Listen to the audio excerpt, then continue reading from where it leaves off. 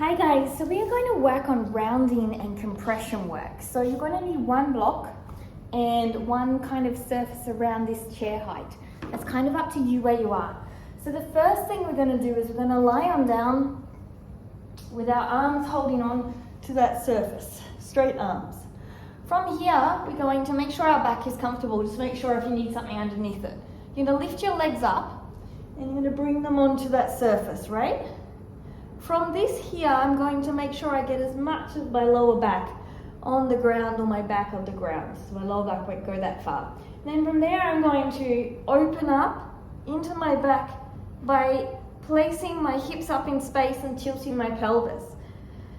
And then I'm going to really feel that movement here.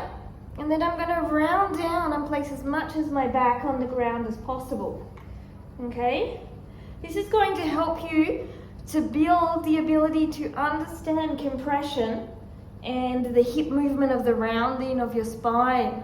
So you are holding on and you're going to just simply, as possible, lengthen up your hip space, push your bottom back here, breathe. You could also start here if you want. So starting here and then rounding down as much as possible. So you're not going to round this down as much here when you're this high. So I like to come a little bit away and round down here and then open up here, pushing my bottom back, keeping my hamstrings long and strong. And rounding down, pushing as much as my back on the ground as possible. And curling up. So you're going to do around 10 repetitions here. I'm still just talking. And then slowly come down. So that is going to be your first movement for compression work. The second movement for compression. Great for your hair, by the way. Makes your hair look really good. The second movement for compression. I'm going to have this chair, and this chair is going to be where my bottom goes. And I'm going to put this block in between my hip space here. And I'm going to round down here. It's going to be called a compression squat. Move a little bit away from the chair.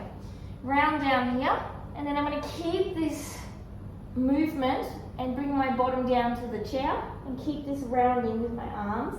Come up to here, however, with my arm length, but my shoulders stay rounded. And then I come down and back up. And you're really going to feel this. If you can, bring your bottom forward further and down lower than the chair. That's the next level. Holding those arms where they are by keeping the back space and then lifting up so your arms do come in that straight line, but nothing has moved. And down.